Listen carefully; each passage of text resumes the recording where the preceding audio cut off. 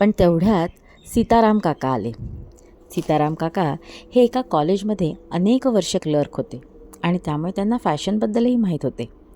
त्यांनी लगेचच सतीशला सांगितले की अरे, हे अगदी आजच्या काळातले आहेत आणि त्यामुळे तू ते वापरायला काहीच हरकत नाही. त्याचबरोबर सीताराम काकांनी हेही सांगितले की पहिले 2-4 दिवस काही वात्रट, वाह्यात व मवाली टाईपची पोरं तुझ्या साधेपणामुळे तुझी थोडीशी टिंगल करू शकतात, परंतु भगवंताचे नाम मनात धरत पहिला आठवडाभर त्यांच्यापासून लांब राहिलास की आपला श्री रामभद्र तुला नवीन चांगले मित्रही मिळवून देईल व ह्या वाह्यात मुलांनाही हळूहळू शांत व्हावेच लागेल. पहिले 10-15 दिवस तू न्यूनगंड मात्र मनात बाळगता कामा नयेस आणि चुकीच्या गोष्टी शिकू नयेस, यासाठीच मी आलो आहे. पण सतीशला काही त्यांचे म्हणणे पटले नाही. तो म्हणला, आपण आपल्याच मार्गाने जायचे आणि बाबांकडून वह्या पुस्तकांसाठी दुप्पट पैसे घेऊन सतीश स्मार्ट होण्यासाठी घराबाहेर पडला. तो रस्ता मंदिराच्या विरुद्ध दिशेला जात होता.